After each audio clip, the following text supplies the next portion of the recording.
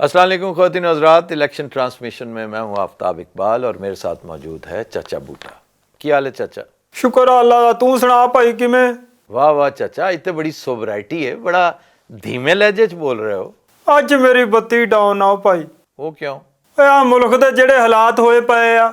मुल्क के हालात तो वाकई चाचा बहुत भैड़े ने, हालात मजीद भैड़े होंदे चले जा रहे। ਅਸੀਂ ਤਾਂ ਸੋਚਿਆ ਸੀ ਵੀ ਇਲੈਕਸ਼ਨ ਹੋ ਜੂ, ਸਕੂਨ ਹੋ ਜੂ ਸਾਰੇ ਪਾਸੇ। ਅਸੀਂ ਤਾਂ ਅੱਗੇ ਨੂੰ ਵੀ ਬੇਸਕੂਨੇ ਹੋ ਗਏ। वाकई बिल्कुल ठीक कह रहे हो। ਆ ਦੇਖੋ ਜੀ, ਇੱਕ ਗੱਲ ਸੁਣੋ, ਆ ਜਿੰਨੀਆਂ ਵੀ ਪਾਰਟੀਆਂ ਵਾ ਇਹਨਾਂ ਸਾਰੀਆਂ ਦੇ ਆਪਣੇ ਆਪਣੇ ਮਸਲੇ ਹੋ ਗਏ ਆ। मसलन ਓਏ ਇਕੱਲਾ ਦਾ ਸ਼ੇਰ ਆ, ਉਹ ਕਹਿੰਦਾ ਮੈਂ ਜੇਲ੍ਹ ਚੋਂ ਨਿਕਲਣਾ ਹੀ ਨਹੀਂ। की मतलब इनका? ਬਸ ਉਹ ਕਹਿੰਦਾ ਕਿ ਮੈਂ ਨਾ ਮੰਨੂ, ਤੁਸੀਂ ਸਾਰੀਆਂ ਮੇਰੀਆਂ ਮੰਨੋ। नहीं चाचा, वो एक ही गल करता है कि मैनू मेरा मैंडेट दे दो। ਉਹ ਭਾਈ नहीं हैगा मैंडेट, भी जे होवे तो तेनू दे ना देण। नहीं क्या मतलब, उसको मैंडेट मिला ही नहीं? ਓਏ ਮਿਲਾ ਹੈ ਪਰ ਦਿੰਦਾ ਕੋਈ ਨਹੀਂ ਭਾਈ। तो फिर उनका तो कोई कसूर ना होया। ਉਹ ਭਾਈ ਕਸੂਰ ਹੋਵੇ ਭਾਵੇਂ ਨਾ ਹੋਵੇ, ਉਹ ਇਸ ਵੇਲੇ ਬਹੁਤ ਆਕੜ ਦੇ ਵਿੱਚ ਆ। 200 सीटां लैके बैठा होया हो, 200 सीटां जेल च रह के बगैर निशान दे, कसमा पुरसी च, बेसरो सामानी च। तो जे फिर भी थोड़ी बहुत हटदर्मी करता है तो थोड़ा जिहा तू अलाउंस दिओ ना। ਆਹੋ ਵੀ ਥੋੜਾ ਜਿਹਾ ਤਾਂ ਲਾਉਂਸ ਦੇਣਾ ਚਾਹੀਦਾ ਵਾ, ਪਰ ਉਹ ਵੀ ਨਹੀਂ ਮਿਲਦਾ ਭਾਈ। अच्छा किसी दूसरी पार्टी वाले भी जाओ ना। ਆ ਪਿੱਪਲ ਪਾਰਟੀ ਦੀ ਸੁਣ ਲਓ, हाँ जी, वो की है? ਉਹ ਵੀ ਦਿਲੋਂ ਖੁਸ਼ ਨਹੀਂ ਹੈ ਹਕੂਮਤ ਚ ਆਉਣ ਦੇ। ਉਹ ਤਾਂ ਕਹਿੰਦੇ ਆ ਵੀ ਜਾਨ ਛੁੱਟੀ ਰਵੇ। हाँ लेकिन एडी आसानी नाल नहीं छुटनी। लेकिन ये दसो कि हुकूमत च क्यों नहीं आना चाहते हो? ਉਹ ਯਾਰ ਉਹਨਾਂ ਦੀ ਸੋਚ ਬਿਲਕੁਲ ਠੀਕ ਆ, ਮੈਂ ਉਹਨਾਂ ਨਾਲ ਐਗਰੀ ਕਰਦਾ ਵਾਂ। तुसी किस तरह एग्री करते हो जी? ਵੀ ਉਹ ਇਸ ਵਾਸਤੇ ਕਿ ਉਹ ਬਿਲਾਵਲ ਨੂੰ ਸ਼ਬਾਜ਼ ਸ਼ਰੀਫ ਦੇ ਥੱਲੇ ਨਹੀਂ ਲਿਆਉਣਾ ਚਾਹੁੰਦੇ। तो पहले भी उनके थल्ले ही काम करता रहा, पहले उनका अफसर सी। ਉਹ ਪਹਿਲੇ ਹੋਰ ਗੱਲ ਸੀ, ਇਹ ਰੋਜ਼-ਰੋਜ਼ ਨਹੀਂ ਹੋ ਸਕਦੀ। वजह की है, क्यों नहीं उनके थल्ले काम करना चाहता? वो सीनियर आदमी है, बुजुर्ग आदमी है। ਉਹ ਤੇਰਾ ਦਿਮਾਗ ਠੀਕ ਆ, ਇਹ ਉਹਨਾਂ ਦਾ ਰੇਸ ਦਾ ਘੋੜਾ ਵਾ। ਓਏ ਕੱਲ ਨੂੰ ਉਹਨੇ ਵਜ਼ੀਰ ਆਜ਼ਮ ਬਣਨਾ ਵਾ। हाँ यह तो है। ਉਹ ਬੇਨਜ਼ੀਰ ਦਾ ਪੋਤਾ, ਭੱਟੋ ਦਾ ਦੋਤਾ ਵਾ। हाँ ये है, एक फीलिंग है कि वाकई शहबाज शरीफ की कैबिनेट उनके मतहत काम करने नालों बेहतर है कि वो साइड ते ही हो जान सारे। ਉਹ ਜੇ ਉਹ ਸਾਈਡ ਤੇ ਹੋ ਗਏ ਤੇ ਇਹਨਾਂ ਨੇ ਹਕੂਮਤ ਕਾਸ਼ਤਕਾਰਾਂ ਨਾਲ ਬਣਾਉਣੀ ਆ। ਇਹ ਨਵਾਜ਼ ਲੀਗ ਦੇ ਤਾਂ ਪੱਲੇ ਹੀ ਕੱਖ ਨਹੀਂ। चाचा ठीक कह रहे हैं, तो बिल्कुल मैं एग्री करना कि नवाज शरीफ बैकफुट तो चला गया, शहबाज नूं अगे करता उन्हें, और विच सीटां तुहाडे कोल 90 भी नहीं हैगियां। ਇੱਕ ਗੱਲ ਕਰਾਂ ਤੇਰੇ ਨਾਲ, हाँ जी हाँ जी, 2 करो। ਇਹ ਸਾਰੇ ਦੇ ਸਾਰੇ ਚੇਜ਼ਾ ਲੈ ਰਹੇ ਆ किंदा चेजा? ਐਸਟੈਬਲਿਸ਼ਮੈਂਟ ਦਾ। ओ सारे दे सारे? ਆਹੋ ਸਾਰੇ ਦੇ ਸਾਰੇ। चलो इमरान दे बारे ते मशहूर है, ये क्यों चेजा लैणगे? ਇਹ ਜਿਹੜੇ ਨੇ ਇਮਰਾਨ ਤੋਂ ਬਹੁਤੇ ਦੁਖੀ ਆ। वो किस तरह? ਬਈ ਜਿਹੜੇ ਵਾਅਦੇ ਕਰਕੇ ਤੁਸੀਂ ਲਿਆਏ ਸੀ ਇਹਨਾਂ ਨੂੰ, ਵੀ ਤੁਸੀਂ ਦਿੱਤਾ ਕੀ ਆ? ਓਏ ਹੂੰ ਹਾਂ ਵੀ ਕਰ, ਚੁੱਪ ਕਰਕੇ ਬਹਿ ਜਾਣਾ ਵਾ। मैं सुन रहा चाचा, सुन रहा तेरी गल। ਕੋਈ ਚੀਜ਼ ਹੀ ਖੁਰਕ ਲਿਆ ਕਰ, ਮੈਨੂੰ ਪਤਾ ਲੱਗੇ ਵੀ ਬੈਠਾ ਵਾ। चाचा यू आर इरिडीमेबल। ਆ ਜਿਹੜਾ ਤੂੰ ਮੇਰੇ ਵਾਸਤੇ ਗੰਦੀਆਂ ਗੱਲਾਂ ਕਰਦਾ ਨਾ, ਮੈਨੂੰ ਸਾਰਾ ਪਤਾ ਤੇਰਾ। चाचा मैं तो क्या है कि तू ठीक नहीं हो सकता। ਅੱਛਾ ਭਲਾ ਮੈਂ ਕੀ ਗੱਲ ਕਰ ਰਿਹਾ ਸੀ? पता नहीं की कर रहा सा, कित्थों कित्थे टुर जाना तू। ਇਹ ਗਰੀਬ ਵਿਚਾਰੇ ਸੱਚੇ ਰੋਂਦੇ ਨੇ। केड़े गरीब? ਆ ਪਿੱਪਲ ਪਾਰਟੀ ਤੇ ਨੂਨ ਲੀਗ ਵਾਲੇ। किस तरह? ਬਈ ਕਿਆ ਇਹ ਸੀ ਕਿ इमरान का नाम कोई नहीं लेगा। ओ यस, और पूरी दुनिया उनका नाम ले रही है। फिर ये भी कहा गया वा भी आप घबराएं मत, आपको 2/3 अक्सरियत लेके देंगे। फिर मिली अक्सरियत? मोया दी मंडी चो मिलनी सी। इंटरेस्टिंग है वैसे चाचा, तुम्हारा एनालिसिस बहुत इंटरेस्टिंग है। फिर कहते इनू बल्ले का निशान नहीं मिलना चाहिए, और कहा गया कि बल्ले को करीब से नहीं गुजरने देंगे। हाँ नहीं तो फिर है तो पूरा किया उन्होंने। आहो तो तुहाडे सामने ही आ भी किसी नूं गाजर देती, मूली देती, लित्तर देता, खोती देती, बांदर देता। बंदर किधर? ਇਹ ਮਿਲ ਹੀ ਜਾਣਾ ਸੀ, ਇੱਕ ਅੱਧਾ ਕੈਂਡੀਡੇਟ ਹੋਰ ਪੈ ਜਾਂਦਾ ਵਿੱਚ। अच्छा चलो बहरहाल, ਇਹ ਬਹਰਹਾਲ ਨਹੀਂ, ਇਹ ਕੋਈ ਵੀ ਗੱਲ ਪੂਰੀ ਨਹੀਂ ਹੋਈ ਭਾਈ। देखो जी, बगैर धांधली दे इलेक्शन जितया नहीं जा सकता सी। ਪਰ ਧਾਂਦਲੀ ਜਿਹੜੀ ਹੋਣੀ ਚਾਹੀਦੀ ਸੀ ਉਹ ਨਹੀਂ ਹੋਈ। ਤੇ ਇਹ ਜਿਹੜਾ ਪਹਿਲੇ ਇੰਨਾ ਕੁਝ ਹੁੰਦਾ ਰਿਹਾ, ਇਹ ਜਿਹੜੇ ਅਖਬਾਰਾਂ 'ਚ ਇਸ਼ਤਿਹਾਰ ਛਪਦੇ ਰਹੇ ਨੇ, ਇਹ ਜਿਹੜਾ ਪਾਬੰਦੀਆਂ ਲੱਗਦੀਆਂ ਰਹੀਆਂ ਨੇ, ਇਹ ਜਿਹੜਾ ਜੇਲ੍ਹ, ਸਜ਼ਾਵਾਂ, ਅਦਾਲਤਾਂ, ਇਹ ਕੀ ਸੀ? ਉਹ ਇਹ ਤਾਂ ਕੁਝ ਵੀ ਨਹੀਂ ਸੀ, ਇਹਦੇ ਨਾਲ ਤਾਂ ਹਮਦਰਦੀ ਹੋਰ ਵਧੀ ਆਉਦੀ। तो फिर ਅਸਲ ਧਾਂਦਲੀ ਹੋਣੀ ਸੀ ਇਲੈਕਸ਼ਨ ਵਾਲੇ ਦਿਨ। ਤੇ ਫਿਰ ਕਿਉਂ ਨਹੀਂ ਹੋਈ? ਉਹ ਇਸ ਲਈ ਕਿ ਇਹਨਾਂ ਨੂੰ ਕਿਸੇ ਨੇ ਦੱਸਿਆ ਹੀ ਨਹੀਂ ਸੀ ਕਿ ਫਾਰਮ 45 ਆ ਜਿਹੜਾ ਸਾਰੇ ਫਸਾਦ ਦੀ ਜੜ ਇਹ ਆ। ਇਹ कैसे हो सकता है कि इन्हें पता ही ना हो? ਇਹਦਾ ਤਾਂ ਪਤਾ ਸੀ, फिर ਇਹ ਨਹੀਂ ਸੀ ਪਤਾ ਵੀ ਫਾਰਮ 45 ਸਾਰੇ ਉਹਨਾਂ ਦੇ ਹਵਾਲੇ ਕਰ ਦਿੱਤੇ ਜਾਣਗੇ। ये फिर क्यों होया? और इसकी बड़ी वजूहात हैं। मैं जानना चाहता हूँ, कोई एक आध बताओ तो सही ना। बस ये समझ ला भी इन्हों ने धराव हो गया। किसने किया? आ थल्ले वाले अमले ने। क्यों और कैसे? क्यों का जवाब तो मैं दे सकदा, कैसे तेरे सामने ही आ भाई। नहीं तो क्यों का जवाब दो ना। अंदर खाते अमले दियां हमदर्दियां भी इमरान दे नाल सी। हाँ, ये भी एक रीजन हो सकती है। भी प्रेजाइडिंग अफसर ਜਿਹੜੇ ਨੇ ਇਹਨਾਂ ਦੇ ਸੀਨੇ ਦੇ ਵਿੱਚ ਵੀ ਦਿਲ ਵਾ, ਅੱਗੋਂ ਇਹਨਾਂ ਦੀਆਂ ਵੀ ਔਲਾਦਾਂ ਜਵਾਨ ਆ, ਔਰ ਉਹ ਅਲਹਮਦੁਲਿਲਾ ਸਾਰਿਆਂ ਦੀਆਂ ਸਾਰੀਆਂ ਪੀਟੀਆਈ ਅੱਲਾ। ओए ਆ ਵਜ੍ਹਾ ਹੋ ਗਈ ਵੀ ਸਾਰੀ ਸਟੈਬਲਿਸ਼ਮੈਂਟ ਜਿਹੜੀ ਹੈ ਡਿਚ ਹੋ ਗਈ। बाज़ औक़ात ना तो बड़ी वाइज गल्लां करना, बड़ियां सियानियां गल्लां करना। ਅੱਛਾ, हाँ जी। ਆ ਚਾਚੀ ਤੇਰੀ ਨਹੀਂ ਮੰਨਦੀ। ਇੱਕ ਜ਼ਮਾਨਾ ਸੀ ਮਿੰਟ 'ਚ ਮੰਨ ਜਾਂਦੀ ਸੀ, तो हुन ਹੁਣ ਬੁੱਢੀ ਹੋ ਗਈ ਆ। ਫਿਰ ਮੈਂ ਨਹੀਂ ਮੰਨਦਾ, ਮੈਂ ਤਾਂ ਫਿਰ ਤਮਾਸ਼ੇ ਦੇਖਦਾ। चाचा ਅਸੀਂ ਕੁਝ ਹੋਰ ਗੱਲ ਕਰ। ਹੁਣ ਤਾਂ ਜ਼ਿੰਦਗੀ ਦੇ ਰੌਲੇ ਹੀ ਹੋਰ ਹੋਏ ਪਏ ਆ ਭਾਈ। ਹੁਣ ਤੇ ਭੈਣ ਜਾਨ ਹੀ ਨਹੀਂ ਛੁੱਟਦੀ। ਫਿਰ ਵਹੀ ਗੱਲ। ਹੁਣ ਕੀ ਕਿਹਾ ਮੈਂ? ਇਹ ਜ਼ਿੰਦਗੀ ਦੇ ਰੌਲਿਆਂ ਦੇ ਵਿੱਚ ਕਿਹੜੀ ਬਰਗਲੈਟੀ ਆ ਬਈ? ਨਹੀਂ ਚਾਚਾ, ਤੇਰਾ ਲਹਿਜਾ। ਉਹ ਯਾਰ ਖੁਦਾ ਦਾ ਹੀ ਬਾਦਸ਼ਾਹ, ਜਾਨ ਛੱਡ ਦੇ ਮੇਰੀ। ਅੱਛਾ ਆਇੰਦਾ ਤੂੰ ਨਾ ਚਾਚੀ ਦਾ ਜ਼ਿਕਰ ਨਹੀਂ ਕਰਨਾ। ਇੱਥੇ ਉਹਦਾ ਮੈਂ ਜ਼ਿਕਰ ਨਾ ਕਰਾਂ, ਉਹ ਮੁੜ ਕੇ ਮੈਨੂੰ ਘਰ ਨਾ ਵੜਨ ਦੇਵੇ। ਤੈਨੂੰ ਮੈਂ ਦੱਸ ਨਹੀਂ ਸਕਦਾ ਕਿ ਜ਼ਾਤ ਦੀ ਲੱਤ ਮਾਰਦੀ ਆ। ਦਰਵਾਜ਼ਿਓਂ ਬਾਹਰ ਕੱਢ ਕੇ ਆਪਣੇ ਵੱਲੋਂ ਗੋਲੀ ਕਰਦੀ ਆ। ਕਿਸੇ ਮੈਰਾਡੋਨਾ ਦੀ ਬੱਚੀ। ਉਹ ਕਾਕਾ ਮੈਂ ਸੁਣਿਆ ਵੀ ਰੋਨਾਲਡੋ ਦੀ ਜਿਹੜੀ ਲੱਤ ਵਾ ਇਹ ਇੰਸ਼ੋਰੈਂਸ ਹੋਈ ਆ। ਇਹਦੀ ਵੀ ਇੰਸ਼ੋਰੈਂਸ ਹੋਈ ਹੈ, ਮੈਸੀ ਦੀ ਲੱਤ ਦੀ ਵੀ ਇੰਸ਼ੋਰੈਂਸ ਹੋਈ ਹੈ। ਇਹ ਬਹੁਤ ਮਹਿੰਗੀ ਹੁੰਦੀ ਆ। $1 ਬਿਲੀਅਨ ਦੀ, $1 ਬਿਲੀਅਨ ਦੀ। ਓਏ ਆਹੋ, ਇਹ ਮੈਂ ਤੇਰੇ ਮੂੰਹੋਂ ਹੀ ਸੁਣਿਆ ਸੀ। ਇਹ ਕੀ ਲੱਕੜ ਦੀ ਲੱਤ ਆ ਉਹਦੀ? ਇਹਦੀਆਂ ਨਹੀਂ ਪਿੰਨੀਆਂ ਦੁਖਦੀਆਂ। ਚਾਚਾ ਇੱਕ ਗੱਲ ਦੱਸੋ, ਇਹ ਬਹੁਤ ਜ਼ਰੂਰੀ ਹੈ ਜਾਨਣਾ ਕਿ ਬੁਨਿਆਦੀ ਪ੍ਰੋਬਲਮ ਕੀ ਹੈ, ਬੁਨਿਆਦੀ ਮਸਲਾ ਕੀ ਹੈ। ਇੱਕ ਲਾਈਨ ਵਿੱਚ ਮੈਨੂੰ ਦੱਸਣਾ ਤੁਸੀਂ। ਇਹ ਬੁਨਿਆਦੀ ਮਸਲਾ ਇੱਕੋ ਹੀ ਆ ਭਾਈ। ਹਾਂਜੀ, ਉਹ ਕੀ ਹੈ? ਬੁਨਿਆਦੀ ਮਸਲਾ ਇਹ ਆ ਵੀ ਇਸ ਇਲੈਕਸ਼ਨ ਨੂੰ ਕਿਸੇ ਨੇ ਇਲੈਕਸ਼ਨ ਮੰਨਿਆ ਹੀ ਨਹੀਂ। ਹਾਏ ਹਾਏ, ਕਿੱਡੀ ਬਦਕਿਸਮਤੀ ਹੈ। ਦੇਖੋ ਕਿ 50 ਅਰਬ ਰੁਪਏ ਦੇ ਸਿਰ 'ਚ ਖੇ ਪੈ ਗਈ। ਆ ਉਹੀ ਹਿਸਾਬ ਆ ਭਾਈ। वो जीडीए भी नहीं मान रहा। जीडीए भी कहता है कि इलेक्शन है ही नहीं। ये 2 सीटें जो है ना, ये जरदारी साहब वापस ले लें, पता नहीं क्या फैयाजी का सबूत दिया, बल्कि गलती से उनके हिसाब किताब से तजावज़ करके निकल आई हैं। क्योंकि वो तो ज़ीरो कहते थे ना कि जीडीए के पल्ले कुछ भी नहीं है, ज़ीरो है। जमात इस्लामी तस्लीम नहीं कर रही, और तो और TLP तहरीक लब्बैक पाकिस्तान, वो नहीं मान रहे इसे। और साद रिजवी की तकरीर बड़ी भयानक थी, मैं समझता हूँ। तो ये सारा कुछ यकायक हुआ है। ਤੇ ਇੰਟਰਨੈਸ਼ਨਲ ਮੀਡੀਆ ਦਾ ਤੂੰ ਜ਼ਿਕਰ ਹੀ ਨਹੀਂ ਕਰਨ ਡਿਆ, ਜਿਹੜਾ ਸਵੇਰੇ ਸ਼ਾਮ ਇਹਨਾਂ ਦਾ ਚੇਜਾ ਲੈਣ ਡਿਆ।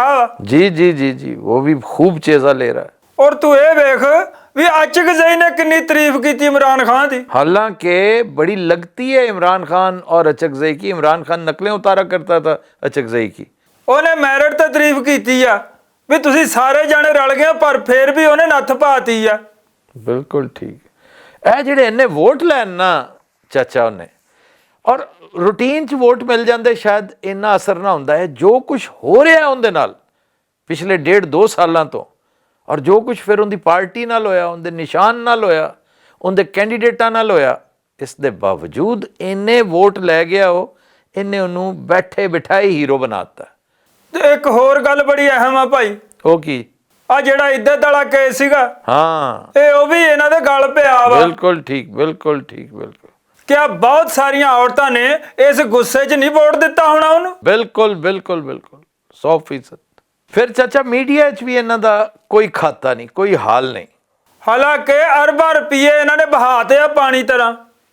ਉਧਰ ਕੱਖ ਨਹੀਂ ਹੈਗਾ। ਉੱਥੇ ਜੋ ਕੁਝ ਹੋ ਰਿਹਾ ਰਜ਼ਾਕਾਰਾਨਾ ਹੋ ਰਿਹਾ ਹੈ। ਉੱਥੇ ਹਰ ਬੰਦਾ ਇੰਡੀਵਿਜੂਅਲ, ਉਹ ਆਟੋ ਪਾਇਲਟ ਤੇ ਲੱਗਿਆ ਹੋਇਆ ਹੈ, ਖਾਸ ਤੌਰ ਤੇ ਡਿਜੀਟਲ। ਇਹ ਤੁਸੀਂ ਦੇਖੋ ਕੈਸੀਆਂ ਕੈਸੀਆਂ ਚੀਜ਼ਾਂ ਬਣਾਈਆਂ ਗਈਆਂ। ਓਏ ਉਹ ਕੀ ਆ ਉਹ ਜਿਹੜਾ ਆਰਟੀਫੀਸ਼ੀਅਲ ਜਿਹਾ ਗੁੱਡਾ ਹੁੰਦਾ ਵਾ? ਹਾਂ, ਆਰਟੀਫੀਸ਼ੀਅਲ ਇੰਟੈਲੀਜੈਂਸ ਚਾਚਾ। ਉਹ ਵੀ ਦੇਖੋ ਜਦੋਂ ਵੀ ਆਇਆ ਉਸੇ ਪਾਸਿਓਂ ਆਇਆ। ਕੈਸੀਆਂ ਕੈਸੀਆਂ ਫਿਲਮਾਂ ਦੇ ਹੀਰੋ ਫੜ ਕੇ ਉਹਨਾਂ ਹੀਰੋਜ਼ ਦੀ ਸ਼ਕਲ ਮੈਸ਼ ਬਣਾ ਕੇ ਨਾ ਇਮਰਾਨ ਖਾਨ ਦੀ ਸ਼ਕਲ। ਇੱਕ ਫਿਲਮ ਹੈ ਬ੍ਰੇਵ ਹਾਰਟ, ਮੈਲ ਗਿਬਸਨ ਦੀ, ਬੜੀ ਸ਼ਾਨਦਾਰ ਉਹ ਮੈਲ ਗਿਬਸਨ ਨੂੰ ਸ਼ਕਲ ਇਮਰਾਨ ਦੀ ਦੇਤੀ, ਤਕਰੀਰ ਸਾਰੀ ਉਹਦੀ, ਔਰ ਕਮਾਲ ਦਾ ਉਹ ਪੀਸ ਹੈਗਾ। ਮੈਂ ਤੇ ਹੈਰਾਨ ਰਹਿ ਗਿਆ। ਹੋਰ ਇਹੋ ਜਿਹਾ ਬੇਸ਼ੁਮਾਰ ਹੋ ਰਹੇ ਗਏ। ਫਿਰ ਕਾਮੇਡੀ, ਮੀਮਸ, ਕਾਰਟੂਨਸ, ਇਹਨਾਂ ਚੀਜ਼ਾਂ ਤੇ ਦੂਸਰੀ ਪਾਰਟੀ ਨੇ ਧਿਆਨ ਨਹੀਂ ਦਿੱਤਾ। ਉਹਨਾਂ ਦਾ ਖਿਆਲ ਸੀ ਕਿ ਹਰ ਚੀਜ਼ ਖਰੀਦੀ ਜਾ ਸਕਦੀ ਹੈ। ਓਏ ਆ ਜਿਹੜੀਆਂ ਨੇ ਪਰਸਨਲ ਟੱਚ ਦੀਆਂ ਚੀਜ਼ਾਂ ਵਾ, ਹਾਂ ਇਹ ਤੂੰ ਠੀਕ ਕਹਿ ਰਿਹਾ ਸੀਗਾ ਵੀ ਜਿਹੜਾ ਇਮਰਾਨ ਖਾਨ ਦੇ ਕਾਰਕੁਨ ਆ, ਆਟੋ ਪਾਇਲਟ ਤੇ ਲੱਗੇ ਹੋਏ ਆ। ਬਿਲਕੁਲ ਬਿਲਕੁਲ, ਉਹ ਕਿਸੇ ਲਾਲਚ 'ਚ ਨਹੀਂ ਹੈਗੇ। ਇਹ ਸਾਰਿਆਂ ਨਾਲੋਂ ਸੁਥਰੀ ਤਾਂ ਹੋਈ ਆ ਪਰਵੇਜ਼ ਖਟਕ ਨਾਲ। ਆਹਾ, ਵਾਹ ਵਾਹ ਵਾਹ ਵਾਹ ਵਾਹ, ਉਹ ਤੇ ਸਿਆਸਤ ਤੋਂ ਵੈਸੇ ਰਿਟਾਇਰ ਹੋ ਗਿਆ। ਉਹਨੂੰ ਹੋ ਹੀ ਜਾਣਾ ਚਾਹੀਦਾ ਸੀ। ਕੀ ਵਜ੍ਹਾ ਹੈ? ਓਏ ਉਹ ਲੱਗਦਾ ਨਹੀਂ ਜਿਵੇਂ ਤਲੀਅਰ ਨੂੰ ਠੰਡ ਲੱਗੀ ਹੁੰਦੀ ਆ। ਅੱਛਾ ਚਾਚਾ, ਇਹੋ ਜਿਹੀਆਂ ਜੁਗਤਾਂ ਆਪਸ ਵਿੱਚ ਕਰ ਲੈ, ਕਿਸੇ ਤੇ ਨਹੀਂ ਕਰਨੀਆਂ, ਠੀਕ ਹੈ? ਉਹ ਨਹੀਂ, ਮੇਰਾ ਤਾਂ ਯਾਰ ਆ, ਮੇਰਾ ਤਾਂ ਬਿਮਾਰੀ ਫੈਲੋ ਆ। ਉਹਨੂੰ ਵੀ ਕਮਜ਼ੋਰੀ ਆ, ਮੈਨੂੰ ਵੀ ਕਮਜ਼ੋਰੀ ਆ। ਉਹਨੂੰ ਦਿਮਾਗੀ ਆ, ਮੈਨੂੰ ਭੱਠਿਆਂ ਦੀ ਆ। ਅੱਛਾ ਚਾਚਾ, ਮੈਂ ਤੇਰੀ ਇਹੋ ਜਿਹੀ ਗੁਫ਼ਤਗੂ ਨਹੀਂ ਸੁਣ ਰਿਹਾ। ਅੱਛਾ, ਨਾ ਤੇਰੀ ਚਾਚੀ ਸੁਣਦੀ ਨਾ ਤੂੰ ਸੁਣਦਾ, ਮੈਂ ਕਿਹਨੂੰ ਸੁਣਾਵਾਂ? ਉਹ ਸਾਰੀਆਂ ਗੱਲਾਂ ਛੱਡ ਤੂੰ। ਉਹ ਮੈਨੂੰ ਇਹ ਦੱਸ, ਉਹ ਭਲਵਾਨ ਜਿਹਾ ਜਿੱਤਿਆ ਕਿ ਨਹੀਂ? ਕਿਹੜਾ ਭਲਵਾਨ ਜਿਹਾ? ਉਹ ਨੂਨ ਲੀਗ ਦਾ ਜਿੰਨ, ਉਹ ਮਾਲਮ ਜੱਪਾ ਤੋਂ। ओहो, अमीर मकाम, हमारा यार है वो। नांगा पर्वत बड़ा शानदार पहाड़ है। ਅੱਛਾ ਜੀ, हाँ ਇਹ जी ਬਹੁਤ ਸ਼ਾਨਦਾਰ ਵਾ। जी, शानदार भी है और डरावना भी है। ਓਏ ਓਏ ਓਏ, ਇਹਨੂੰ ਕਿਲਰ ਮਾਊਂਟੇਨ ਕਹਿੰਦੇ ਨੇ, ਕਿਲਰ। ਅੱਛਾ ਜੀ, ਤੁਸੀਂ ਕਦੀ ਗਏ ਹੋ ਇੱਥੇ ਜੀ? ਹਾਂਜੀ ਗਏ ਆ ਇੱਥੇ। ਡਰਨ ਵਾਸਤੇ? ਤੂੰ ਤਾਂ ਭਾਈ ਡਰਾਉਣ ਗਿਆ ਹੋਏਗਾ। ਨਹੀਂ ਨਹੀਂ ਨਹੀਂ, ਬੜਾ ਖੂਬਸੂਰਤ ਪਹਾੜ ਹੈ, ਮੈਂ ਦੇਖਣ ਜਾਣਾ, ਮਜ਼ਾ ਲੈਣ ਜਾਣਾ। ਪਹਾੜ ਕਿਸੇ ਦਾ ਦੇਖ ਦੇਖ ਤੂੰ ਮਜ਼ਾ ਲਈ ਜਾ ਸਾਡਾ ਪਹਾੜ ਹੈ, ਕਿਸੇ ਦੇ ਪਿਓ ਦਾ ਹੈ। ਅੱਛਾ, ਪਾਕਿਸਤਾਨ ਦਾ ਵਾ ਹੈ? ਯਾਨੀ ਤੂੰ ਮਿਸਾਲਾਂ ਦੇ ਰਿਹਾ ਔਰ ਤੈਨੂੰ ਇਹ ਵੀ ਨਹੀਂ ਪਤਾ ਕਿ ਉਹ ਸਾਡਾ ਪਹਾੜ ਹੈ। ਅੱਛਾ, ਸਾਡਾ ਵਾ। ਹਾਂਜੀ, ਨਾਂਗਾ ਪਰਬਤ। ਅੱਛਾ, ਇਹ ਤਾਂ ਦੱਸ ਵੀ ਇਹ ਟਰੰਪ ਇਲੈਕਸ਼ਨ ਜਿੱਤ ਰਿਹਾ ਕਿ ਨਹੀਂ? ਚਾਂਸ ਤੇ ਬਹੁਤ ਹੈ ਹੁੰਦਾ, ਬਹੁਤ ਚਾਂਸ ਹੈ ਜਿੱਤਣ ਦਾ। ਇਹ ਲੜ ਕਿਹੜੇ ਜ਼ਿਲ੍ਹੇ ਤੋਂ ਰਿਹਾ ਜੀ? ਕਿਹੜੇ ਜ਼ਿਲ੍ਹੇ ਤੋਂ? ਲੋਧਨਾ ਤੋਂ ਲੜ ਰਹੇ। ਉਹ ਚਾਚਾ, ਇਹ ਪੂਰੇ ਮੁਲਕ ਦਾ ਹੁੰਦਾ, ਕਿਸੇ ਇੱਕ ਜਗ੍ਹਾ ਤੋਂ ਨਹੀਂ ਲੜ ਰਿਹਾ ਹੁੰਦਾ। ਅੱਛਾ ਅੱਛਾ ਅੱਛਾ, ਉਹ ਮੈਂ ਕਿਹਾ ਪਤਾ ਨਹੀਂ ਕੋਈ ਇਹਨਾਂ ਦਾ ਵੀ ਕੋਈ ਸ਼ਹਿਰ ਹੋਣਾ ਵਾ। ਪ੍ਰੈਜ਼ੀਡੈਂਟ ਜਿਹੜਾ ਹੁੰਦਾ ਨਾ, ਪੂਰੇ ਮੁਲਕ 'ਚ ਲੜ ਰਿਹਾ ਹੁੰਦਾ। ਅੱਛਾ, ਤੇ ਉਹ ਬਾਬੇ ਹੁਣੀ ਐਕ ਦੀ ਵਿਹਲੇ ਹੀ ਆ ਫਿਰ? ਕਿਹੜੇ ਬਾਬੇ ਹੋਣੀ? ਓਏ ਉਹ ਬਜ਼ੁਰਗ ਲੂੰਬੜ ਜਿਹਾ। ਜੋ ਬਾਈਡਨ ਦੀ ਗੱਲ ਕਰ। ਆਹੋ, ਉਹ ਯਾਰ ਇੱਕ ਗੱਲ ਤਾਂ ਦੱਸ, ਹਾਂਜੀ, ਉਹ ਤੁਹਾਡਾ ਇਲੈਕਸ਼ਨ ਸੈੱਲ ਜਿਹੜਾ ਇਹ ਬੰਦ ਹੋ ਗਿਆ ਵਾ? ਸਾਡਾ ਇਲੈਕਸ਼ਨ ਸਰ ਕਿਉਂ, ਖੁਦਾ ਨਾ ਖਾਸਤਾ, ਕਿਉਂ ਬੰਦ ਹੋ ਗਿਆ? ਉਹ ਸਾਰੇ ਚੁੱਪ ਵਾ। ਉਹ ਤੂੰ ਉਹਨਾਂ ਦੀ ਛੁੱਟੀ ਤਾਂ ਨਹੀਂ ਕਰਾਤੀ? ਤੂੰ ਬੋਲਣ ਦਾ ਮੌਕਾ ਦੇਂਗਾ ਚਾਚਾ ਤੇ ਅਸੀਂ ਉਧਰ ਜਾਵਾਂਗੇ। ਉਹ ਵਿਚਾਰੇ ਉਡੀਕ ਰਹੇ ਨੇ। ਤੂੰ ਬੋਲੀ ਜਾ ਰਹੇ, ਲਗਾਤਾਰ ਬੋਲ ਰਹੇ, ਆਪਣਾ ਐਨਾਲਿਸਿਸ ਦਿੱਤੀ ਜਾ ਰਹੇ ਤੂੰ। ਤੇ ਠੀਕ ਆ ਭਾਈ, ਮੈਂ ਨਹੀਂ ਬੋਲਦਾ, ਮੈਂ ਚੁੱਪ ਰਹਿਣਾ ਵਾ। ਬੋਲ ਜ਼ਰੂਰ ਚਾਚਾ, ਬੋਲ ਜ਼ਰੂਰ, ਲੇਕਿਨ ਹਰ ਚੀਜ਼ ਇਤਨਾ ਨਾ ਬੋਲਿਆ ਕਰ, ਹਰ ਚੀਜ਼। ਔਰ ਦੂਸਰਾ, ਚਾਚੀ ਦਾ ਜ਼ਿਕਰ ਨਾ ਕਰਿਆ ਕਰ ਜ਼ਿਆਦਾ। ਉਹ ਯਾਰ ਇੱਕ ਤਾਂ ਤੈਨੂੰ ਚਾਚੀ ਦੇ ਨਾਲ ਪਤਾ ਨਹੀਂ ਕੀ ਸਾੜਾ ਵਾ ਵੀ ਮੇਰੀ। ਉਹ ठीक है, तेरी जो भी है। अच्छा ख्वातीन हज़रात, हम चलते हैं इस वक्त इलेक्शन सेल, जहां पर शकील साहब और अली हसनैन हमारा इंतजार कर रहे हैं। क्या हाल है जनाब आपका? बिल्कुल ठीक। जी सर, बिल्कुल ठीक। अच्छा जी, क्विक क्वेश्चंस आज की ताज़ा तरीन। एक तो ये मेरे ख्याल में कि खान साहब के साथ गुफ्तो शनीद हुई एक तवील अरसे बाद सहाफ़ियों की, और वो भी एक सरसरी सी मुलाकात हुई है। क्या कहते हैं आप? जी सर, एक तो खान साहब की आज सहाफियों के साथ मुलाकात हुई है और रऊफ हसन के साथ तकरीबन 6 माह के बाद उनकी मुलाकात हुई है। और रऊफ हसन ने ही बाहर के जो खान साहब के जो उन्होंने फैसले किए हैं, चाहे वो खैबर पख्तूनख्वा का वजीर आला मुंतखब करना है या वजीर आजम के लिए कुछ नाम सामने आए हैं, तो रऊफ हसन साहब ने ही ये सामने लिए हैं। और सहाफियों में समी इब्राहिम साहब की उनकी आज मुलाकात हुई है काफी अरसे के बाद खान साहब से। तो एक बात तो खान साहब ने बड़ी दिलचस्प की है, बल्कि वो मैं आपसे ही रिक्वेस्ट करूंगा कि आपने अभी हम बात कर रहे थे और वो खान साहब के हवाले से सर वो जरा बताइए। टेलीविजन पीटीवी से मुतल्लिक एक अच्छी बात है, मैंने कल भी कहा था कि खान साहब हल्की हल्की जुगत कर रहे हैं आजकल। उनके अंदर का लाहौरी जो है वो जेल में जाग उठा है, और अगर ये साल एक जेल में निकाल लेते हैं ना, खुदा न खास्ता, तो अमानुल्लाह बन के निकलेंगे। और सर वो यावर हयात साहब वाली बात क्या है? यावर हयात भी बड़े लाजवाब आदमी थे, बड़ी बागो बहार शख्सियत थे। खैर, आज खान साहब ने जो अपनी बेबसी का इजहार किया है, मुझे अफसोस तो हुआ, लेकिन खान साहब पे बहुत प्यार आया है कि मुझे जेल में वाहिद अजियत ये है कि मुझे पीटीवी देखना पड़ता है। काश पीटीवी को ये बात समझ आ जाए कि इसका मतलब क्या है। ये टिचकर नहीं है, ये कहानी है जो सुना दी गई है। ये तो खैर बाहर बैठकर अपोजिशन का ایک بہت بڑا لیڈر جیل سے یہ بات کر رہا ہے. مجھے ایک فنکشن یاد ہے, یاور حیات صاحب میرے ساتھ بیٹھے ہوئے تھے اور یوسف بیگ مرزا نے ایک اچھی پریزنٹیشن نیوز کے حوالے سے, غالباً نیوز مارننگ کا آغاز ہو رہا تھا یا کوئی چیز, یہ نئے نئے ایم ڈی ہو کے گئے تھے, تو پریزنٹیشن چل رہی تھی تو بار بار ایک پنچ لائن آتی تھی, آپ دیکھ رہے ہیں پی ٹی وی, آپ دیکھ رہے ہیں پی ٹی وی. تو ایک دفعہ اونچی ساری یاور حیات نے آگے فکرہ چست کر دیا, اس نے کہا آپ دیکھ رہے ہیں پی ٹی وی. یاور صاحب کہتے اور یہ آپ ہی کا حوصلہ ہے. اب یہ بات ایم ڈی کے سامنے, اپنے کولیگز کے سامنے یاور صاحب ہی کر سکتے تھے. تو یہ واقعی خان صاحب کا یہ حوصلہ ہے, اور خان صاحب نے جب اپنے اوپر ہونے والے ظلم کی داستان لکھی تو اس میں یہ بھی ایک چیپٹر ہوگا کہ مجھے روز پی ٹی وی دیکھنا پڑتا تھا. واہ. ہمارے پولیٹیشین جب اپوزیشن میں ہوتے ہیں تو اس وقت وہ بات کرتے ہیں کہ جی ہم پی ٹی وی کو بی بی سی بنا دیں گے, لیکن جب وہ پاور میں آتے ہیں تو پھر وہ ایسا کوئی قدم نہیں اٹھاتے. بھائی جان, پی ٹی وی ہو, پاکستان ریلویز ہو, پی آئی اے ہو, یہ اس وقت تک ٹھیک نہیں ہو سکتے جب تک وہ جونکیں جو ساتھ جڑی ہوئی ہیں, جو کرتی کچھ نہیں ہے, صرف سیلریاں لیتی ہیں, وہ موجود رہیں گی. یہ تا قیامت ٹھیک نہیں ہو سکتے. انہیں ٹھیک کرنا ہے نا تو پہلے اندر سے مصفہ کرنا پڑے گا, یہ آٹومیٹیکلی ٹھیک ہو جائیں گے. اچھا جی, علی امین گنڈا پور, یہ بھی ایک بڑی اہم ڈیولپمنٹ ہوئی ہے. اس کے بارے میں شکیل صاحب آپ کیا کہتے ہیں, کیونکہ آپ کے بارے میں تو کہا جاتا ہے نا کہ آپ کا تعلق واضح طور پہ نواز لیگ سے ہے. میں نے تینوں جو بڑی پارٹیز ہیں ان کے لیے مختلف وقتوں میں ووٹ کیا ہے, لیکن میری آنیسٹ اوپینین یہ ہے کہ علی امین گنڈا پور may not be the best choice for this job, کیونکہ ان کی جو ریپوٹیشن ہے وہ بڑی نان سیریس قسم کی ہے, اور وہ اپنی جو لینگویج ہے اس کے لحاظ سے بھی بہت نیگیٹو ریپوٹیشن رکھتے ہیں. اس کے بجائے اگر تیمور سلیم جھگڑا جیسا کوئی بندہ چنا جاتا, جو کہ بہت ہائیلی کوالیفائڈ بندہ ہے, لنڈن بزنس اسکول سے اس نے ایم بی اے کیا, جے آئی کے سے انجینئرنگ کی, اور فائنانس منسٹر بھی رہ چکے ہیں, تو somebody like him might have been a better candidate. آپ کیا کہتے ہیں علی حسنین؟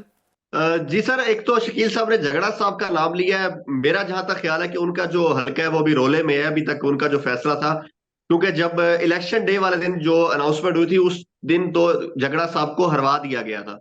بعد میں ری کاؤنٹنگ کی اور بعد میں ابھی تک وہ پینڈنگ ہے, مجھے ایگزیکٹ یاد نہیں ہے. چلیں چھوڑیں, انہوں نے سمبولکلی کہا ہے, آپ ادروائز بتائیے. وہ کہہ رہے ہیں کہ ایک نفیس سا آدمی جیسے شکیل صاحب خود ہیں, آپ سمجھتے ہیں کہ اس طرح کی جو ہلڑ بازی ہو رہی ہے, جس طرح کی سیاست اور جس طرح کی حکمرانی ہو رہی ہے اور ریکوائرڈ ہے, اس میں شکیل صاحب جیسا ایک نفیس آدمی, جھگڑا صاحب بس نام کے جھگڑا ہیں, وہ پڑھے لکھے آدمی ہیں, شریف آدمی ہیں, آپ کیا کہتے ہیں؟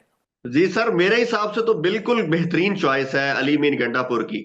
اس کی وجہ یہ ہے کیونکہ جو پچھلے 1.5-2 سال میں ہوا ہے, پنجاب کی بات کریں, کے پی کے کی بات کریں, تو ہماری جو پولیس کا کردار ہے وہ بڑا اہم رہا ہے. چاہے وہ سیاسی لیڈران کو یا سیاسی ورکرز کو اٹھانا ہے, گھروں سے مار کٹائی کرنی ہے, تو پولیس کے نظام کو اگر بہتر کرنا ہے, ٹھیک کرنا ہے, تو میرے حساب سے علی امین گنڈا پور جیسا بندہ ہی کر سکتا ہے. چلیں, بہرحال خان نے اگر ان کو نامینیٹ کیا ہے تو کچھ سوچ کے کیا ہوگا, اور میں ذاتی طور پہ جتنا علی امین گنڈا پور کو جانتا ہوں, تھوڑا سا ڈسکریٹ ہونے کی ضرورت ہے بھائی صاحب کو. کم از کم اب وزیر اعلیٰ بننے سے پہلے ہی اپنے آپ کو ٹیون کر لیں اس پچ پہ کہ اب وہ سب کچھ نہ وہ کہہ سکتے ہیں, نہ کر سکتے ہیں, نہ کھا سکتے ہیں, نہ پی سکتے ہیں. جو پہلے جن معاملات میں تھے وہ اب بالکل مختلف ہے. کچھ بات کرنی ہے تو لو ٹون میں, لو کی اڈاپٹ کریں. ہر جگہ کا اپنا ڈیکورم ہوتا ہے, ہر عہدے کا اپنا تقاضا ہوتا ہے, اس کے مطابق کریں.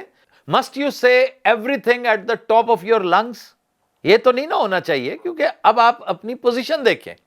اگر آپ کو اللہ تعالیٰ اس منصب پہ فائز کر رہا ہے تو پھر آپ پروو کریں کہ بھی پہلے اور بات تھی. پہلے میں بالکل جیسے کہتے ہیں چھڑا چھانٹ ٹائپ ایک کیریکٹر ہوتا ہے جس کی کوئی ذمہ داری نہیں ہوتی. اب آپ کی ذمہ داریاں ہوں گی, اب آپ کو ایک فادر فگر کے طور پہ وہاں پہ رول پلے کرنا ہے. آپ کی بہادری کے بارے میں، جواں مردی کے بارے میں دو رائے نہیں ہو سکتی، لیکن آپ کے انڈسکریٹ ہونے کے بارے میں بھی لوگ اعلان کہتے ہیں. تو اس لیے میری ذاتی رائے یہ ہے. اچھا جی، یہ فیصل شیرجان والے معاملے پہ آج کل کیا بک بک ہو رہی ہے؟ جی سر، فیصل شیرجان صاحب کے سوشل میڈیا کے اوپر یہ چیز بڑی ہائپ کریٹ ہوئی ہے کہ وسیم قادر جو پہلا پی ٹی آئی کا ایم این اے جو اس طرف گیا ہے دوسری طرف، کہا یہ جا رہا ہے کہ ان کو ٹکٹ دلوانے میں پیش فیصل شیرجان صاحب تھے. آپ کا تعلق ان کے ساتھ بہت پرانا ہے، آپ زیادہ بہتر طریقے سے جانتے ہیں، اور فیصل شیرجان صاحب کا اپنا تعلق خان صاحب کے ساتھ کتنا پرانا ہے یہ بھی آپ کو پتا ہے. تو آپ کیا کہیں گے؟ بلکہ میرا یہ سوال ہے آپ سے.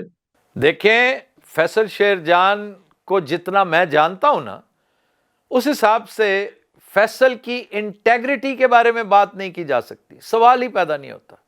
مجھے اس بات پہ بڑا فخر ہے کہ یہ دونوں طرح کے علماء میرے دوست ہیں، شکیل صاحب بھی اور فیصل بھی. دونوں بلا کے پڑھے لکھے ہیں، اور دونوں کو بلکہ بیماری ہے ضرورت سے زیادہ پڑھنے کی، اور علمی انڈائجسشن کا شکار بھی یہ رہتے ہیں.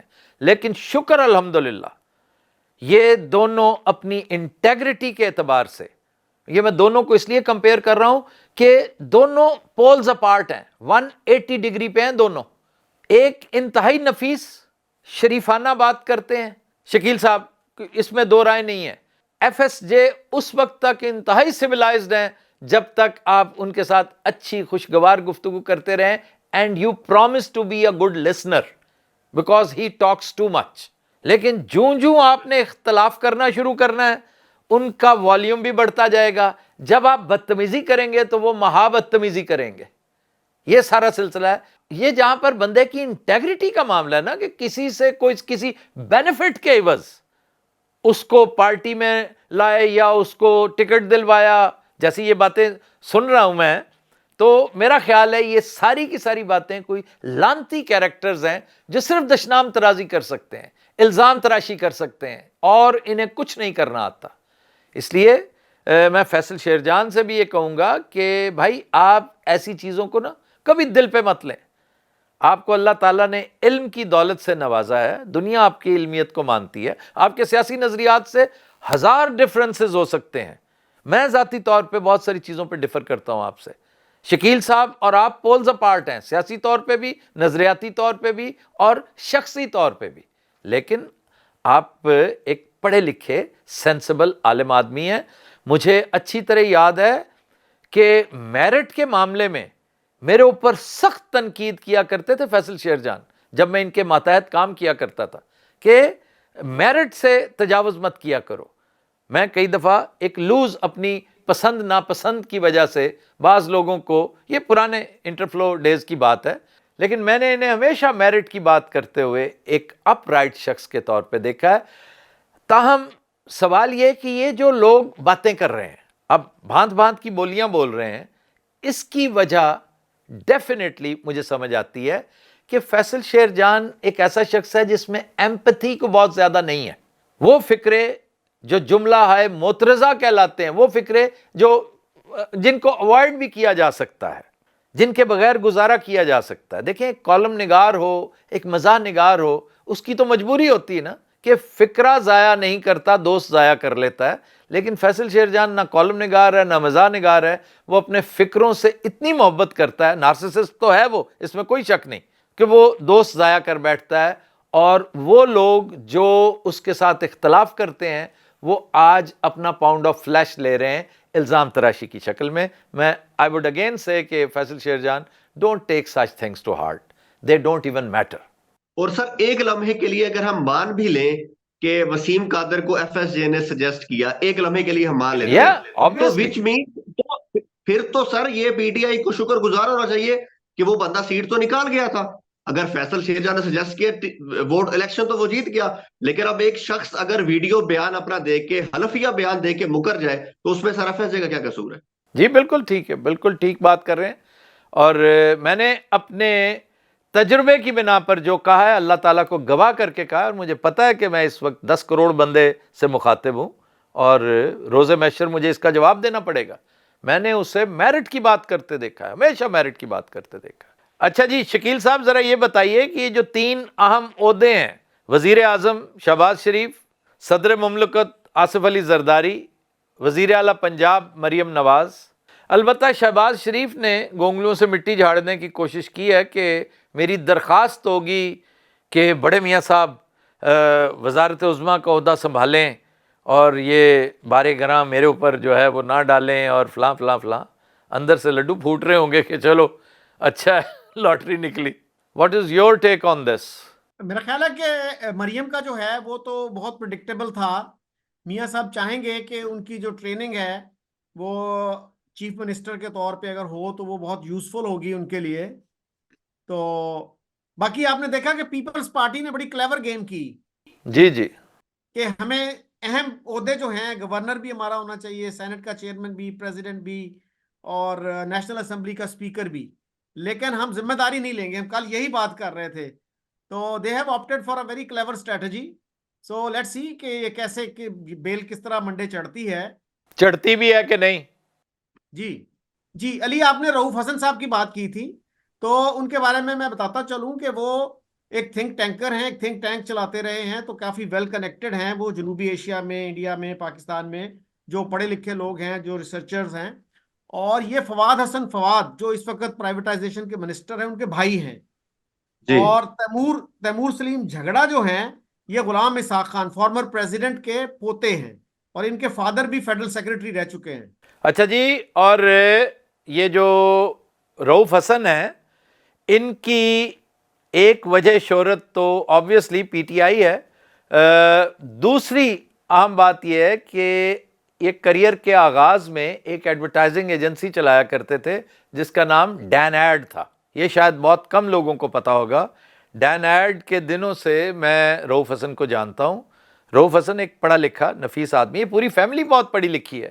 فواد حسن فواد ایک بہت اچھا شاعر ہوتا اگر اس بزنس میں یہ جو سرکاری نوکری کے چکر میں نہ پڑ جاتا. بڑا باکمال شاعر ہوتا وہ، اور وہ بھی غزل کا. تو پڑھے لکھے لوگ ہیں، بڑے لاجواب لوگ ہیں، اور بعض چیزوں پر سٹینڈ بھی لیتے ہیں.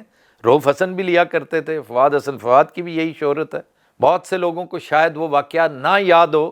فواد حسن فواد حالانکہ ہمارے مخالف کیمپ میں رہے ہیں تھرو آؤٹ، لیکن یہ سیکرٹری سی این ڈبلیو تھے پنجاب میں. تو ایک وزیر صاحب بڑھ کر ان کے بارے میں کوئی گفت و شنید کر رہے تھے چیف منسٹر پنجاب کے سامنے. اور چیف منسٹر پنجاب جو بڑا ڈاڈا مشہور تھا اس دور کا، شہباز شریف، اس وقت سڑک کے اوپر کھڑے کھڑے بہت ساروں کے منہ بند کر دیے تھے فواد حسن فواد نے، اپنی لاجک کے ساتھ اور اپنے دبنگ ہونے کے ساتھ. اور ان بہت سو میں چیف منسٹر بھی شامل تھا. چیف منسٹر نے کہہ دیا تھا کہ آپ یہ کیسے بات کر رہے ہیں کہ الیکٹڈ آدمی کے ساتھ. انہوں نے کہا جی الیکٹڈ آدمی اگر غلط بیانی کرے گا تو میں سارا کچھ سنتا جاؤں گا. انہوں نے کہا اگر آپ نہیں سن سکتے تو جائیں گھر. انہوں نے کہا جی ہیلو پڑھو میرا استعفیٰ. He resigned from the civil service. مجھے اچھی طرح یاد ہے. اور آ کر اس بندے نے دنیا ٹی وی جوائن کر لیا تھا. اور وہ بڑے خوبصورت دن تھے وہ جو 4 دن اس کے ساتھ گزارے میں نے. وہ تو بعد میں عقل پریویل کر گئی، انہیں سمجھ آ گئی کہ اچھے سینسیبل سول سرونٹس نہیں ملنے. وہ پھر آ کے انہیں گھر سے لے کر گئے تھے کہ بھائی جان واپس آئیے، اپنی سیٹ پہ بیٹھیے، میں معذرت خواہ ہوں. رؤوف حسن صاحب جو ہیں، جہاں تک میری معلومات ہے، انہوں نے ایم اے انگلش کیا ہے. شاید کچھ دیر وہ انگریزی پڑھاتے بھی رہے کہیں کالج میں. گارڈن کالج پڑھاتے رہے ہوں گے، کیونکہ زیادہ تر ان میں راول پنڈی کے جو سپوت ہیں جو پڑھے لکھے. گارڈن کالج بھی وہاں کا گورنمنٹ کالج تھا، بڑا لاجواب کالج تھا. جی علی حسنین. سر شام کو بلاول کی جب پریس کانفرنس میں نے سنی تو انہوں نے ایک بات کہی کہ کیونکہ آج صبح خان صاحب نے انکار کر دیا کہ پیپلز پارٹی کے ساتھ مذاکرات نہیں کرنے. انہوں نے یہ بات کی، یعنی کہ وچ مینز کہ وہ یہ چاہتے تھے کہ اگر خان صاحب ہمیں الاؤ کریں، پیپلز پارٹی کی ولنگنس تھی اس میں کہ ہماری پی ٹی آئی کے ساتھ کوئی بات چیت ہو. تو آپ کیا سمجھتے ہیں کہ خان صاحب کا یہ فیصلہ درست ہے یا نہیں؟ دیکھیں، اگر انتہائی مجبوری کے عالم میں کرنا پڑتا تو وہ مجبوری تو تھی نہیں.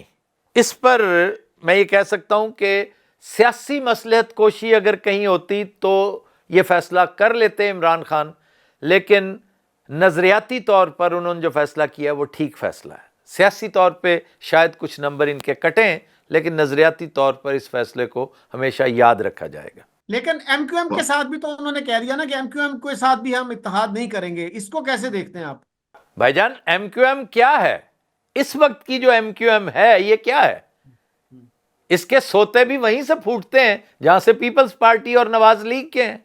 आखिर ये बात उन्होंने किसी और के बारे में क्यों नहीं की? नहीं, और पीछे कौन बचता है फिर?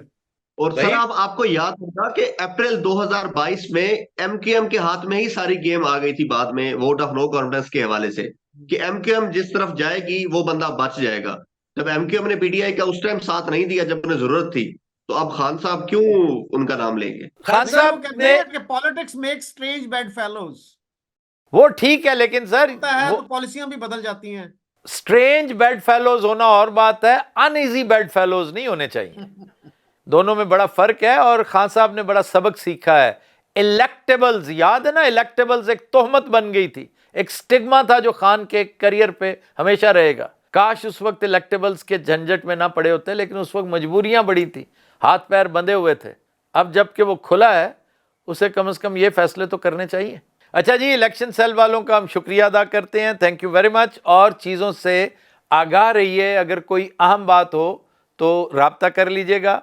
हमने सिर्फ बटन ऑन करना है और लाइन पे आ जाएंगे। कोई अहम डेवलपमेंट हो तो अंटिल देन खुदा हाफिज। जी चाचा जी, सुन लिया आपने सारा कुछ? ਓਏ ਆਹੋ ਗੱਲ ਤਾਂ ਤੇਰੀ ਸੁਣ ਲਈ ਆ ਮੈਂ। ਇਮਰਾਨ ਖਾਨ ਨੇ ਪਿੱਪਲ ਪਾਰਟੀ ਵਾਲਾ ਫੈਸਲਾ ਸਹੀ ਕੀਤਾ ਵਾ, ਮੈਂ ਇਹਦੇ ਨਾਲ 100% ਐਗਰੀ ਕਰਦਾ ਵਾਂ। लेकिन चाचा सियासी तौर पे लोग कहते हैं कि थोड़ा जा हल्का फैसला है, कोई तगड़ा फैसला नहीं हैगा। ਓਏ ਇਹੋ ਜਿਹਾ ਇਕਤਦਾਰ ਨਹੀਂ ਲੈਣਾ ਚਾਹੀਦਾ ਵੀ ਜਿਹਦੇ ਵਿੱਚ ਕਿਸੇ ਦੀ ਮੁਹਤਾਜੀ ਹੋਵੇ। वाह वाह वाह चाचा वाह, ए देख रहे हैं ए? ਓਏ ਆ ਕੀ ਮੈਨੂੰ ਠੁੱਟ ਦਿਖਾਉਣ ਡਿਆ ਵਾ? नहीं चाचा ठोड नहीं, 2 thumbs up, मैं तारीफ कर रहा तेरी। ਆਹਾ हाँ ਓਏ ਸਾਡੇ ਪਾਸੇ ਤਾਂ ਕਿਸੇ ਨੂੰ ਠੁੱਟ ਦਿਖਾਈਦਾ ਤੇ ਫੇਰ ਇਦਾਂ ਕਰੀਦਾ हाँ जी, है हमारे कल्चर में, ठेंगा दिखाने को भी ये कहते हैं। ਵੀ ਆ ਲੈ ਲਾ ਆ ਲੈ ਲਾ। लेकिन नहीं, अब इसका मतलब है कि बेस्ट है, 2 thumbs up। ਇਹਦਾ ਮਤਲਬ ਆ ਪੁਰਾਣੇ ਇਸ਼ਾਰੇ ਸਾਰੇ ਚੇਂਜ ਹੋ ਗਏ ਆ। हाँ जी, सारे नहीं लेकिन चेंज हो गए ने। ਓਏ ਆ ਜਿਹੜੇ ਬਸ਼ਰਮ ਇਸ਼ਾਰੇ ਕਰਦੇ ਸੀ ਉਹ ਵੀ ਚੇਂਜ ਹੋ ਗਏ ਆ। शर्म इशारे की ਓਏ ਆ ਮਸਲਨ ਕਿ बस बस बस बस बस चाचा कुछ नहीं चेंज हुआ। ਮਰ ਜੀ ਉਹ ਮਰ ਜੀ ਝਾਤੀ ਤਾਂ ਮਾਰ ਕੇ ਦੇਖ। और नहीं कोई चाहती नहीं चाचा, मैं बंद कर देंगे फिर ना, कहीं ਅੱਛਾ ਬਈ कोई इशारा नहीं करना, खुदा दा वास्ता ही। ਫਿਰ ਤੂੰ समझ ਤਾਂ ਗਿਆ ਨਾ? मैं समझ गया, लेकिन की ਬਸ ਤੈਨੂੰ ਹੀ ਮੈਂ ਸਮਝਾਉਣਾ ਸੀ। ਤੈਨੂੰ नहीं पता कि कैमरे ਦੇ ਅੱਗੇ ਬੈਠਾ ਤੂੰ? ਉਹ ਕੈਮਰਾ ਮੇਰੇ ਅੱਗੇ ਬੈਠਾ, ਮੈਂ ਕਦੋਂ ਉਹਦੇ ਅੱਗੇ ਬੈਠਾ? ਇਹ ਚਾਚਾ ਜਦੋਂ करेगा थर्ड क्लास ਗੱਲ ਹੀ करेगा तू। ਆ ਲੈ ਦੇਖ ਲੈ, ਫਿਰ ਮੈਂ ਇਸ਼ਾਰਾ ਕਰਨ ਲੱਗਾ ਵਾਂ। नहीं तू नहीं करेगा। ਮੈਂ ਕਰੂੰਗਾ, ਮੈਂ ਕਿਉਂ ਨਹੀਂ ਕਰੂੰਗਾ? ਉਹ ਯਾਰ ਇੱਕ ਗੱਲ ਤਾਂ ਦੱਸ, हाँ जी, ਇਹਨਾਂ ਦੀ ਤਾਂ ਆਪਸ ਦੀ ਲੜਾਈ ਸ਼ੁਰੂ ਹੋਈ ਆ, ਤੇ ਹੁਣ ਮਹਿੰਗਾਈ ਦਾ ਕੀ ਬਣੂਗਾ ਜਿਹੜੀ ਸਾਡੀ ਜਾਨ ਕੱਢਦੀ ਰੋਜ਼? महंगाई तो चाचा बढ़ती चली जाएगी और असल महंगाई अजे आनी है। ਓਏ ਮੈਂ ਮਰ ਗਿਆ ਓਏ। ਉਹ ਪਹਿਲੇ ਭੈਂ ਘੱਟ ਸੀ ਆ ਹੋਰ ਵਧਣੀ ਆ। ये और बढ़ेगी और काफी ज्यादा बढ़ेगी। ਸਾਡੇ ਭਾਗਾਂ 'ਚ ਸੁੱਖ ਨਹੀਂ। ਇਹ ਕਿੰਨੀ ਕੁ ਦੇਰ 'ਚ ਹਾਲਾਤ ਸਹੀ ਹੋ ਜਾਣਗੇ ਜੀ? को 30-35 साल लगनगे। ਹੱਲ ਹੈ ਇਹਦੇ ਨਾਲ ਤੂੰ ਇਹ ਕਹਿ ਦੇ ਵੀ ਨਹੀਂ ਹੋਣੇ। ਅਸੀਂ 30-35 ਸਾਲ ਤੇ ਛਣਕਣਾ ਵਜਾਉਂਦੇ ਰਵਾਂਗੇ। ਅਸੀਂ ਤਾਂ ਪਿਛਲੇ ਬੜੇ ਔਖੇ ਕੱਟ ਕੇ ਆਏ ਆ, ਅਗਲੇ ਹੋਰ ਔਖੇ ਹੋ ਗਏ। आने वाले दिन इतने बड़ा औखा काम है चाचा, बड़ा ही औखा काम है। 28 अरब डॉलर वापस करने ने तुसी 2 सालां च। ਓਏ ਮੈਂ ਮਰ ਗਿਆ ਓਏ। ਇਹ ਕੌਣ ਕਰੂ ਜੀ? तुसी करने ने, और किन्ने करने ने? ਇਹ ਤੇ ਸਾਡਾ ਪਿਓ ਵੀ ਨਹੀਂ ਕਰ ਸਕਦਾ। ते फिर लै क्यों सन? ਓਏ ਅਸੀਂ ਲਏ ਸੀ, ਉਹ ਜਿਨ੍ਹਾਂ ਨੇ ਲਏ ਉਹਨਾਂ ਨੂੰ ਕਹੋ। चाचा वो कहंदे ने तुहाडे ते लाते ने, तेरे ते लग गए ने पैसे। ਇਹ ਮੇਰੇ ਗੋਡੇ ਪਵਾਏ ਆ ਉਹਨਾਂ ਨੇ। चाचा तू ये समझ के जे तू दिन च 2 रोटियां खाना है ना, ਆਹੋ ते हुण तैनू अद्धी खानी पैगी। ਹੱਲ ਹੈ। यानी अद्धी रोटी, या चप्पा हुंदा ना रोटी दा चप्पा, बस ओ ही खाएगा। ਓਏ ਹੁਣ ਵੀ ਆ ਹੀ ਹਾਲ ਆ। ਮੈਂ ਆਪ ਬੋਰਡ ਦਿੱਤਾ ਭੈਂ ਆਪਣੀ ਬੁੱਢੀ ਦਾ ਵੀ ਦਵਾਇਆ। ਸਾਨੂੰ ਚੱਪਿਆਂ ਤੇ ਲਾ ਕੇ ਤੇ ਆਪ ਦੰਦ ਕੱਢੀ ਜਾਣ ਡਿਆ।